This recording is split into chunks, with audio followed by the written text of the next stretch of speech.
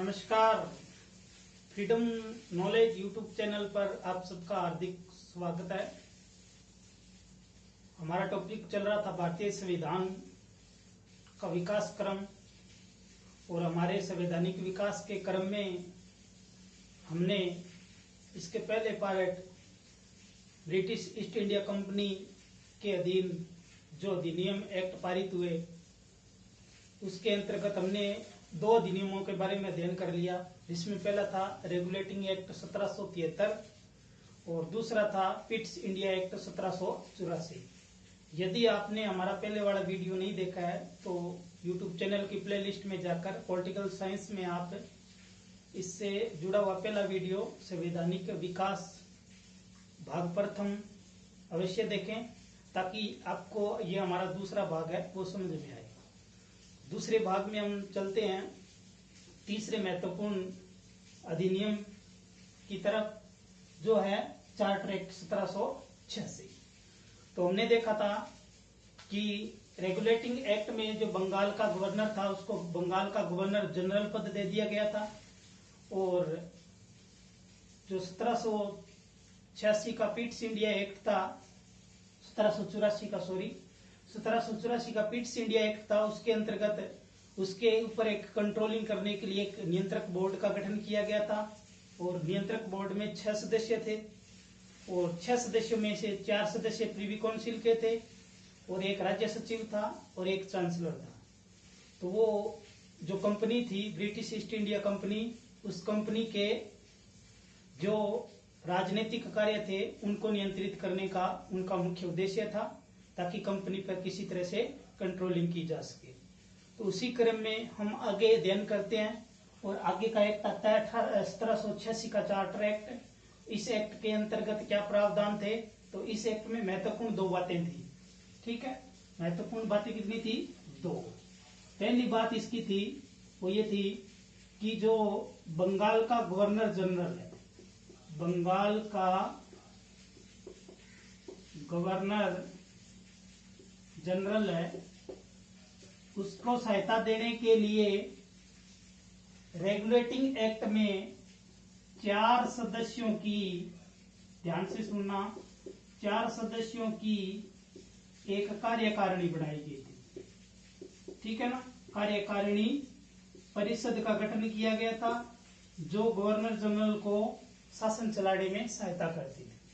और हमने देखा था पिट्स इंडिया एक्ट में, पिट्स इंडिया एक्ट 1784 में हमने देखा कि इस कार्यकारिणी के सदस्यों की संख्या 4 से घटाकर कितनी कर दी गई थी? 3 कर दी गई थी।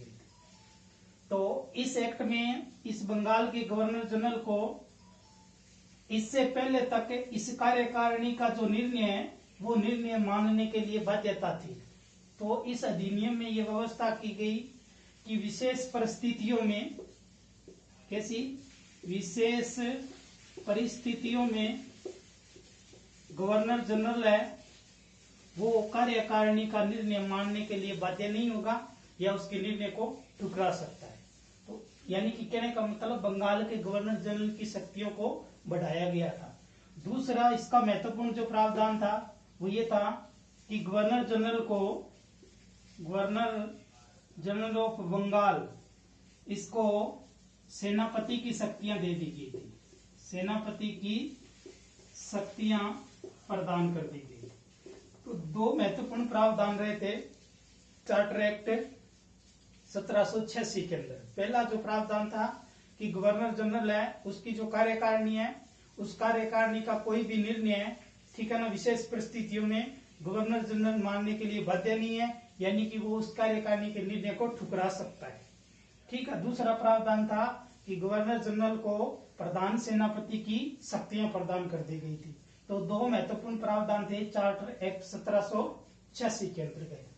उसके बाद वाला अगला जो एक्ट आता है जिसको हम कहते हैं चार्टर एक्ट 1793।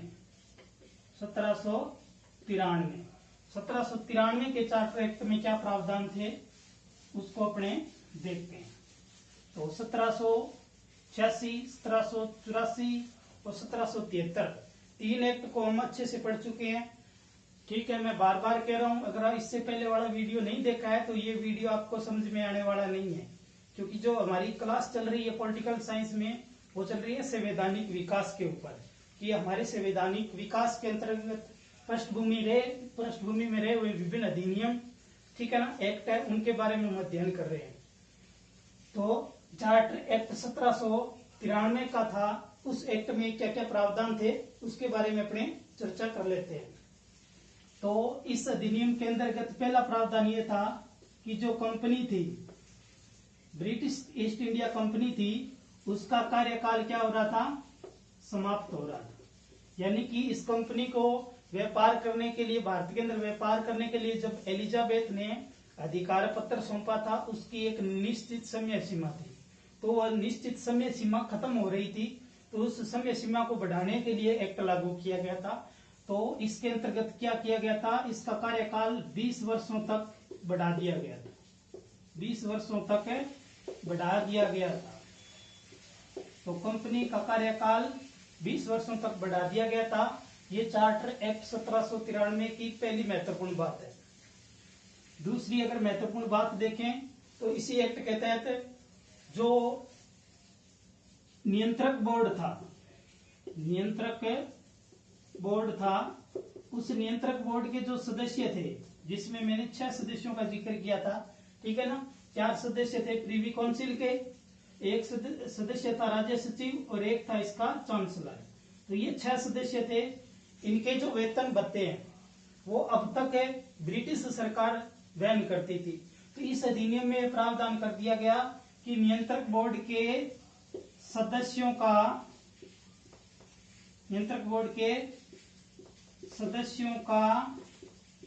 वेतन, ठीक है ना, भारतीय राजस्व पर भारित होगा, भारतीय राजस्व पर भारित होगा। तो दूसरा प्रावधान क्या किया गया कि नियंत्रक बोर्ड के जो 6 सदस्य हैं उनका जो वेतन है, ठीक है, जो भत्ते हैं वो किस पे भारित होंगे, भारतीय राजस्व पर। यानी कि नियंत्रक बोर्ड के लोगों को वेतन अब कौन देगा, भारत के राजस्व से दिया जाएगा। ये प्रावधान था किसके अंतर्गत, चार्टर एक्ट 1793 के अंतर्गत। तो ये 2 महत्वपूर्ण बातें थी, कौन से प्रावधान की, 1793 के चार्टर एक्ट की, ठीक है ना। एक तरह से अपने देखें तो इसी एक्ट से लिखित विधियों के रूप में परंपरा चालू हुई थी, लिखित विधियों के रूप में। तो ये भी व्यवस्था इसी एक्ट से मानी जाती है। तो लिखित विधियों की जो नींव पड़ी थी वो चार्टर एक्ट 1793 में पड़ी थी। इसमें कंपनी का जो कार्यकाल था वो 20 वर्षों तक बढ़ा दिया गया था, ठीक है। दूसरी बात, नियंत्रक बोर्ड थे, उनके जो वेतन भत्ते थे, उन वेतन भत्तों को भारतीय राजस्व पर भारित कर दिया गया था। तो ये था आपका चार्टर एक्ट 1793। उसके बाद का एक्ट आता है 1813। 1813 का जो एक्ट है, उस एक्ट में क्या प्रावधान थे वो देखते हैं।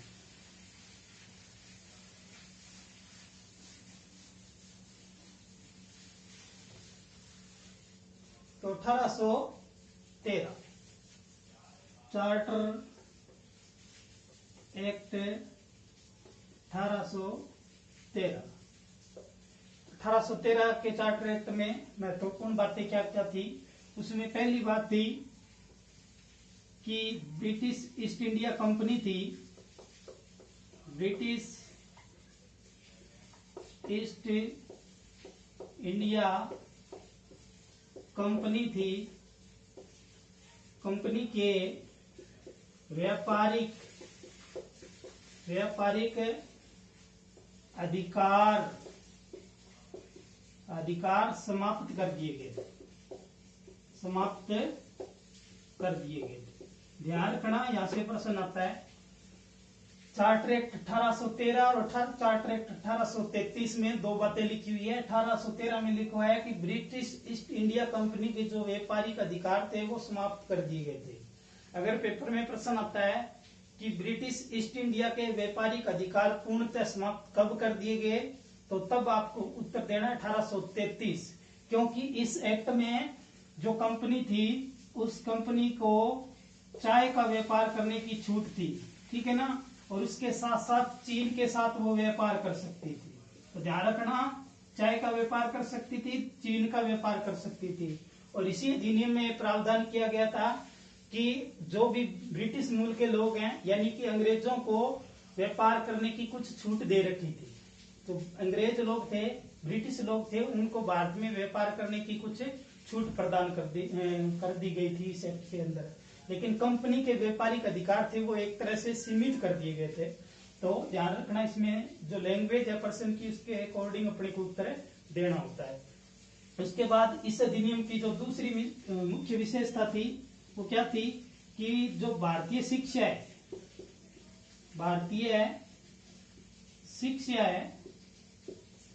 भारतीय शिक्षा पर प्रति वर्ष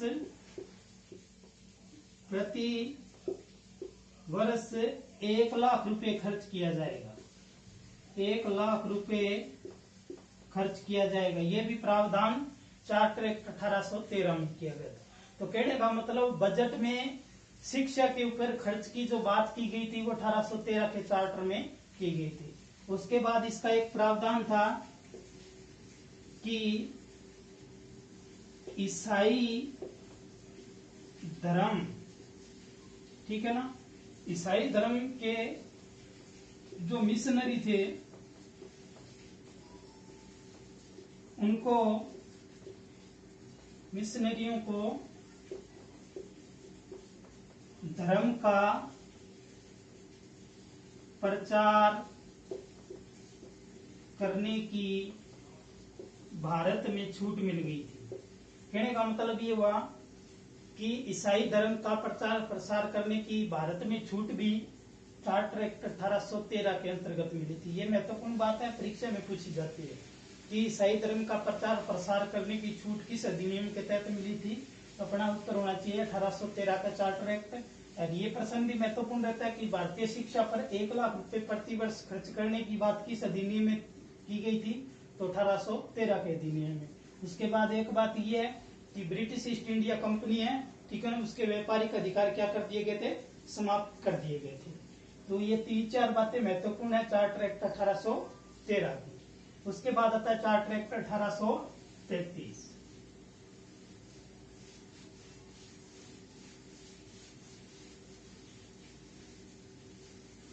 अगला अधिनियम कौन सा है, चार्टर एक्ट 1833। चार्टर एक्ट 1833 की अगर बात करें तो उसके अंदर क्या क्या प्रावधान थे वो देखिए। इसका एक प्रावधान इतना महत्वपूर्ण है जो सबसे ज्यादा पेपर में पूछा जाता है। तो इसके अंदर क्या किया गया था, जो शक्ति थी उस शक्ति का केंद्रीकरण किया गया था। यानी कि शक्ति के केंद्रीकरण की जो विशेषता है वो किसके अंतर्गत है, चार्टर एक्ट 1833 के अंतर्गत है। ये केंद्रीकरण का मतलब ये है सत्ता को एक जगह, एक बिंदु, व्यक्ति या एक समूह के अंदर केंद्रित करना। तो इसका मतलब क्या है, इसमें क्या क्या प्रावधान किए गए थे। तो अब तक हम पढ़ रहे थे बंगाल का गवर्नर जनरल, क्या पढ़ रहे थे, बंगाल का गवर्नर जनरल, ठीक है। बंगाल का गवर्नर जनरल था, उसको क्या कर दिया गया, भारत का गवर्नर जनरल बना दिया गया। क्या बना दिया गया, भारत का गवर्नर जनरल बना दिया गया। तो कहने का मतलब अब सबसे ज्यादा शक्तिशाली व्यक्ति कौन हो गया, गवर्नर जनरल। जो अब तक बंगाल का गवर्नर जनरल था वो पूरे भारत का, ब्रिटिश भारत का क्या बन गया, गवर्नर जनरल बन गया। और इस गवर्नर जनरल को नागरिक, ठीक है ना, नागरिक और सैन्य दोनों शक्तियां इसी व्यक्ति के अंतर्गत समाहित कर दी गई। तो शक्ति का जो था वो क्या कर दिया गया था, केंद्रीकरण कर दिया गया था। तो भारत का गवर्नर जनरल की अगर बात करें तो यहां से प्रश्न पूछता है पेपर में कि प्रथम भारत के गवर्नर जनरल कौन थे, ठीक है ना। तो लॉर्ड विलियम बेंटिक थे। तो पहले भारत के गवर्नर जनरल कौन थे, लॉर्ड विलियम बेंटिक। देखिए एक चीज है, यहां से प्रश्न आते हैं, बहुत सारे बच्चे कंफ्यूज भी होते हैं। अगर बंगाल का गवर्नर पूछे कि बंगाल का पहला गवर्नर कौन था, तो लॉर्ड क्लाइव था, लॉर्ड क्लाइव। ठीक है। अगर वो पूछे बंगाल का पहला गवर्नर जनरल कौन था, तो लॉर्ड हेस्टिंग्स था। लॉर्ड हेस्टिंग्स क्या था, बंगाल का गवर्नर जनरल। अगर प्रश्न पूछे कि भारत का पहला गवर्नर जनरल कौन था, तब था Lord William Bentinck, Lord William Bentinck. तो अब तक हम 3 महत्वपूर्ण प्रश्नों के बारे में पढ़ चुके हैं। तीनों में से एक आधा प्रश्न हर तीसरे चौथे एग्जाम में पूछ लिया जाता है। तो ये कंफ्यूजिंग दूर करेंगे आपको स्पेशल एक अलग से वीडियो बना के। जब तक ये अपना एक्ट पूरे हो जाएंगे, फिर अपने को अच्छे से समझ में आ जाएगा। तो हम पढ़ रहे हैं 1813 के चार्टर एक्ट, 1833 का चार्टर एक्ट है, जिसके अंतर्गत हम पढ़ रहे हैं कि शक्तियों का केंद्रीकरण किया गया है। शक्तियों के केंद्रीकरण में क्या किया गया है कि जो बंगाल का गवर्नर जनरल है वो अब क्या बन गया है, भारत का गवर्नर जनरल बन गया। और भारत का गवर्नर जनरल बन गया, उसको शक्तियां नागरिक और सैन्य दोनों प्रकार की शक्तियां एक ही व्यक्ति में दे दी गई है। इसका मतलब शक्ति का क्या हुआ है, केंद्रीकरण हुआ है। ठीक है। इसके अंतर्गत भारत का जो पहला गवर्नर जनरल के पद पर व्यक्ति जो विराजमान होता है, उसका नाम है लॉर्ड विलियम बेंटिक। तो लॉर्ड विलियम बेंटिक भारत के प्रथम गवर्नर जनरल थे। अब इस गवर्नर जनरल को विधायी शक्तियां भी दे दी गई थी। क्या दे दी गई थी, विधायी शक्तियां। यानी कि अब कानून बनाने की शक्तियों के अंतर्गत विधायी शक्ति भी किसके अंतर्गत आ गई थी, गवर्नर जनरल के अंतर्गत आ गई थी। तो इस विधायी शक्ति के कारण क्या हुआ कि शक्तियों का क्या हुआ, केंद्रीकरण हुआ। ठीक है। और इससे पहले इस अधिनियम के तहत जो भी कानून बने उनको अपने बोलते हैं नियामक कानून। क्या बोलते हैं, नियामक कानून। और इसके बाद जो इतने भी कानून बने उनको बोलते हैं अधिनियम। क्या बोलते हैं, अधिनियम बोलते हैं। तो नियामक कानून का संबंध भी किससे है, 1833 के चार्टर एक्ट से है। उसके बाद में इसके अंतर्गत एक प्रावधान और किया गया था कि इसके अंदर पहली बार सिविल सेवकों की लिए खुली भर्ती के आयोजन की बात की गई थी। ठीक है ना, सिविल सेवकों के लिए खुली प्रतियोगिता का आयोजन।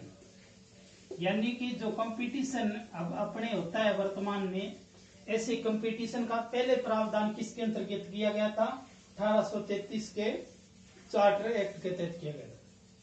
लेकिन ध्यान रखना ये लागू नहीं हुआ था, क्योंकि इसके अंदर क्या था, जो गवर्नर था उस गवर्नर के नियंत्रण के लिए एक निदेशक मंडल था।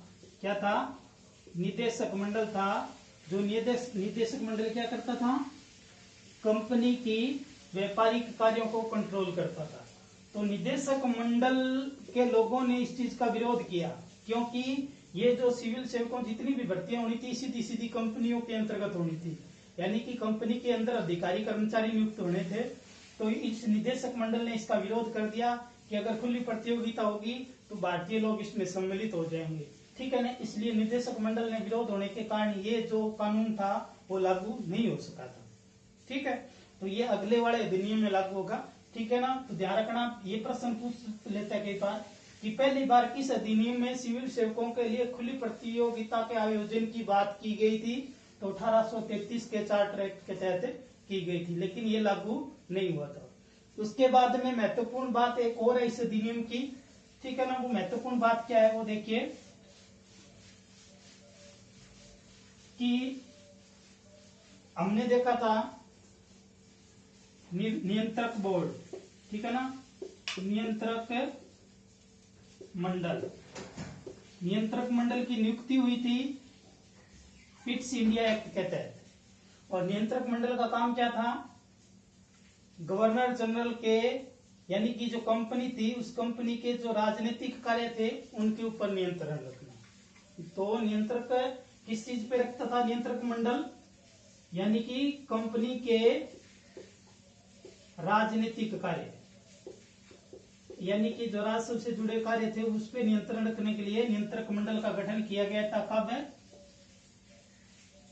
तो नियंत्रक मंडल का गठन किया गया था पिट्स इंडिया एक्ट के अंतर्गत 1784 में। लेकिन इसके साथ साथ एक और था, जो गवर्नर था, गवर्नर जनरल, उस गवर्नर जनरल की सहायता के लिए एक 4 सदस्यों का मंडल था, ठीक है ना, जिसको हम क्या बोल रहे थे? कार्यकारी परिषद या कार्यकारिणी परिषद।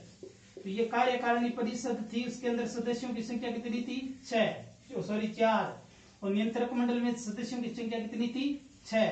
तो दोनों चीजें अलग अलग है, थोड़ा ध्यान रखना। तो इसकी जो नियुक्ति हुई थी वो 1773 के एक्ट में हुई थी। जो 1773 का रेगुलेटिंग एक्ट आया था उसमें इसकी नियुक्ति हुई थी। और उसके बाद जो पिट्स इंडिया एक्ट 1784 में आया, उसके अंदर इसके सदस्यों की संख्या 3 कर दी गई थी। कितनी कर दी गई थी? 3। तो इस एक्ट में क्या हुआ कि इसके अंदर सदस्यों की संख्या वापिस क्या होगी? 4 होगी। चौथा सदस्य आया, उसको बोलेंगे विधि सदस्य। क्या बोलेंगे? विधि सदस्य। तो समझ में आ गया होगा कि चार्टर एक्ट 1833 के एक्ट में जो गवर्नर जनरल था, उस गवर्नर जनरल की जो कार्यकारिणी थी उसके अंदर चौथा सदस्य वापिस जोड़ दिया गया था। और चौथा सदस्य किस रूप में जोड़ा गया था? विधि सदस्य के रूप में जोड़ा गया था।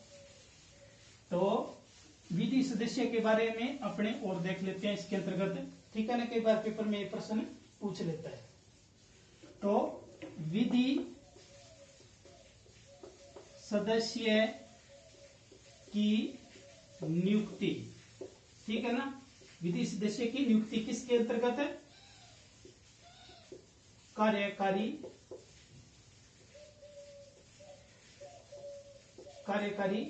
परिषद। अब ये जो विधि सदस्य था, ये विधि सदस्य के अंतर्गत विधि आयोग का गठन किया गया था। क्या किया गया था? विधि आयोग का गठन। और विधि आयोग का जो गठन किया गया था, इस गठन की शक्ति किसके पास थी? गवर्नर जनरल के पास। किसके पास थी?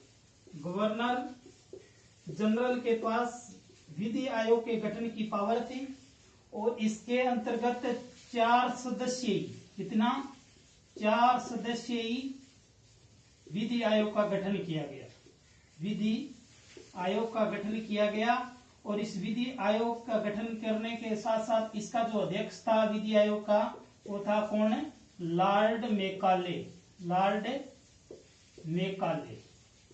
तो विधि आयोग का जो अध्यक्ष था वो कौन था? Lord Macaulay. विधि आयोग का गठन कौन करा? यानी कि इसका गठन किसने किया? गवर्नर जनरल ने। यानी कि गठन करने की पावर किसके पास थी? गवर्नर जनरल के पास। और विधि आयोग 4 सदस्यीय विधि आयोग था, उसका अध्यक्ष था लॉर्ड मेकाले। कहने का मतलब ये लॉर्ड मेकाले है, वो इस 14 सदस्य के रूप में यानी विधि सदस्य के रूप में नियुक्ति हुई थी।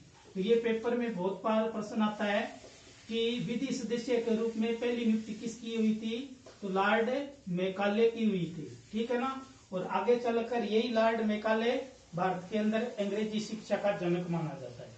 तो पहले विधि सदस्य के रूप में कौन आए थे? लॉर्ड मेकाले आए थे। तो आपको बात समझ में आ गई होगी चार्टर एक्ट 1833 की, ठीक है ना। यानी कि गवर्नर जनरल था, उसकी कार्यकारिणी में चौथा सदस्य वापिस आ गया था। और उस सदस्य का नाम क्या था? विधि सदस्य। और विधि सदस्य के रूप में व्यक्ति कौन आया था? Lord Macaulay. और इस लॉर्ड मेकाले की अध्यक्षता में एक 4 सदस्यीय विधि आयोग का गठन किया गया। और विधि आयोग का गठन किसने किया? गवर्नर जनरल ने किया था, ठीक है। और इसी एक्ट के अंदर एक प्रावधान और था जो महत्वपूर्ण रहता है, ठीक है ना। वो कौन सा था?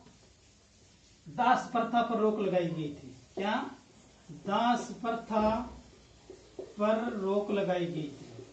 तो पेपर में प्रश्न आता है, कई बार तो सीधा प्रश्न आ जाता है कि दास प्रथा पर रोक किस गवर्नर जनरल ने लगाई थी? तो ध्यान रखना, दास प्रथा पर रोक है लॉर्ड विलियम बेंटिक ने ही लगाई थी, क्योंकि इस एक्ट के तहत गवर्नर जनरल कौन बन गया भारत का? लॉर्ड विलियम बेंटिक, ठीक है ना। तो लॉर्ड विलियम बेंटिक ने दास प्रथा पर रोक लगा दी, ठीक है ना। और दास प्रथा पर रोक लगाने के साथ साथ ये अधिनियम की अगर बात करें तो अधिनियम किसकी विशेषता है? चार्टर एक्ट 1833 की विशेषता है। तो ये 1833 के एक्ट में दास प्रथा पर रोक भी लगी थी, विधि आयोग का गठन भी किया गया था, एक विधि सदस्य भी जोड़ा गया था, और जो बंगाल का गवर्नर जनरल था उसको भारत का गवर्नर जनरल भी बना दिया गया था। ठीक है ना। खुली सिविल सेवक प्रतियोगिता का आयोजन करने की चेष्टा की गई थी, लेकिन जो निदेशक मंडल था उसके विरोध के कारण वो संभव नहीं हो सका था। तो ये 5-7 बातें महत्वपूर्ण है 1833 के चार्टर एक्ट से जुड़ी हुई, और कोई सी एक बात हर एक एग्जाम में पूछ ली जाती है।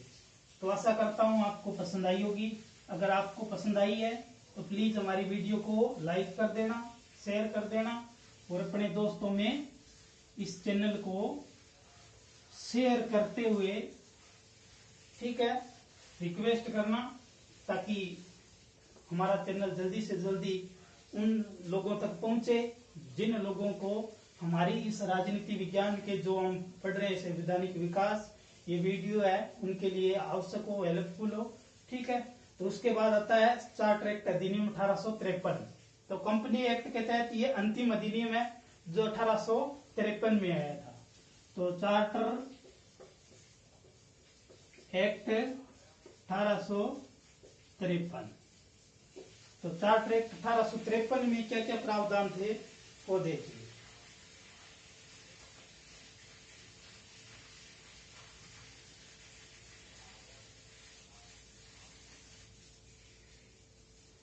तो चार्टर एक्ट के अंतर्गत एक प्रावधान था कि जो विधायी कार्य थे,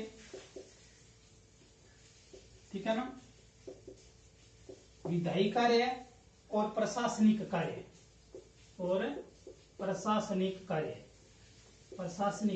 इनको अलग अलग करने की कोशिश की गई, यानी कि विधायी कार्य है वो भी अलग हो, प्रशासनिक कार्य भी अलग हो। इससे पहले वाले एक्ट में ये था कि विधायी कार्य हो चाहे प्रशासनिक कार्य, दोनों के दोनों पावर किसके पास थी? गवर्नर जनरल के पास थी। जो भारत का गवर्नर जनरल था उसके पास विधायी कार्य की शक्ति भी प्राप्त थी और प्रशासनिक कार्यों की शक्ति भी प्राप्त थी। तो यहाँ क्या किया गया? विधायी कार्य और प्रशासनिक कार्य उनको अलग अलग करने की व्यवस्था की गई। इसका मतलब सीधी सीधी बात हुई कि जो गवर्नर जनरल की कार्यकारिणी थी उसका विस्तार किया गया। ठीक है ना। क्या किया गया? गवर्नर जनरल की कार्यकारिणी में विस्तार किया गया। तो विस्तार के अंतर्गत अपने देखें तो इसके अंतर्गत क्या है? 12 सदस्यीय विधानमंडल की व्यवस्था की गई। विधानमंडल की व्यवस्था की गई। ठीक है। तो 12 सदस्यों का एक विधानमंडल बनाया गया और उस विधानमंडल को विधायी शक्तियां सौंपी गई। तो कहने का मतलब विधायी कार्य अलग हो गया, उसका कार्य ये 12 सदस्यों के माध्यम से चलाया जाने लग गया। उसके बाद में अगर बात करें तो इस जो 12 सदस्यीय लोग थे ये विभिन्न प्रांतों से, ठीक है ना, कुछ लोगों का चयन किया गया था, कुछ को वहां से सीधे सीधे क्षेत्रीय प्रतिनिधित्व के आधार पर इसके अंतर्गत नियुक्त किया गया था। तो गवर्नर जनरल की परिषद के अंतर्गत जो गवर्नर जनरल की परिषद थी, ठीक है ना, परिषद थी जिसके अंतर्गत 4 सदस्य थे, उसके अंतर्गत 6 सदस्य और जोड़े गए, 6 सदस्य नए जोड़ दिए गए। तो यानी कि गवर्नर जनरल के प्रशासनिक कार्य है उसके अंतर्गत भी विस्तार हो गया। तो 2 चीजें हुई, एक तो क्या हुआ, गवर्नर जनरल की जो कार्यकारिणी थी उसका विस्तार किया गया, विस्तार करके उसके अंतर्गत 12 सदस्यों को और मतलब 12 सदस्यों का एक विधानमंडल की नियुक्ति की गई। उसके साथ साथ उसकी जो परिषद थी उसके अंदर 6 सदस्यों की नियुक्ति और कर दी गई। तो कहने का मतलब शासन के विकेंद्रीकरण की जो बात है वो यहाँ लागू हो गई। उसके बाद में कुछ क्षेत्र ऐसे थे जैसे बंगाल है, मद्रास है, चेन्नई है, बंबई है, वहां पे क्या है स्थानीय सरकारों का गठन भी किया गया था। ठीक है ना। तो कुछ स्थान जैसे बंगाल, ठीक है ना, मद्रास,